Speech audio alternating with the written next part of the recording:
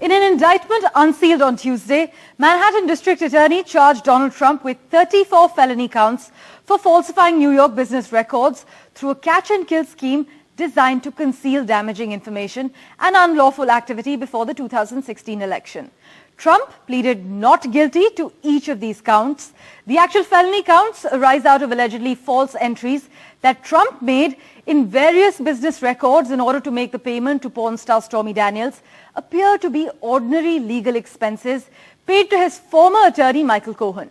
Prosecutors also outlined a $30,000 payment to a former Trump tower Doorman who claimed to have a story about a child Trump had out of wedlock. And they referenced a separate $150,000 payment to former Playboy model Karen McDougal to silence her about an affair prior to the 2016 election. But do remember, in the US, there's no state law that prohibits hush money payments. But the Manhattan DA said Trump falsified business records by concealing monthly reimbursement payments he made to Cohen as checks for legal services. By itself, falsifying business records is a misdemeanor under New York law. And the Manhattan DA also charged Trump with more serious felony counts by arguing the records were falsified to cover up other crimes. Trump also then returned to his resort in Palm Beach, Florida, struck a defiant note, declaring that felony charges made against him were politically motivated and an insult to America. Trump went after Manhattan District Attorney, describing him as a criminal, a radical left prosecutor, and a failed district attorney, while also calling for him to be prosecuted. He didn't stop there. Trump also attacked the state judge presiding over the arraignment, acting Justice Juan Merchant and his family. He said, "The only crime that I have committed is to fearlessly defend our nation from those who seek to destroy it." These are the words of the former US president. But now, all eyes are on the Manhattan District Attorney Alvin Bragg as well.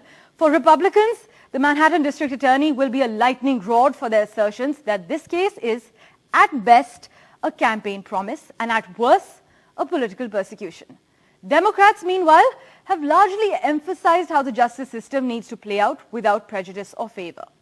Meanwhile, others have also called attention to how Alvin Bragg has faced a barrage of death threats and racist messages since this indictment was handed down by a grand jury.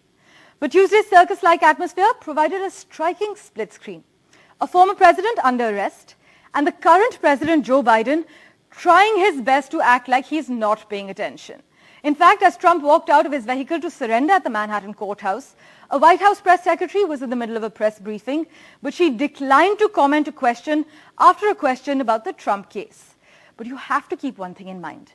Anything Joe Biden says could be used by Republicans to reinforce their case of a politically biased government and justice system. But Biden's strategy of silence will be tested if Biden formally announces a 2024 re-election bid, which he's widely expected to do. If Biden remains silent, then Trump's claims of a rigged justice system, almost certain to ramp up heading into 2024, would go unchallenged by the likely Democratic standard bearer. So another looming question is, how long can Joe Biden stay quiet on such a significant case, especially one with direct implications on his own political future? But Trump has also used this indictment to rally Republicans, with some of his potential Republican opponents accusing law enforcement of being weaponized against Donald Trump.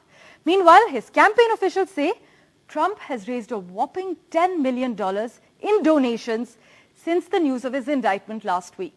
The judge, by the way, also did not order a gag order, which means the former president can speak freely, as he has this morning, about the case without concern about repercussions in court.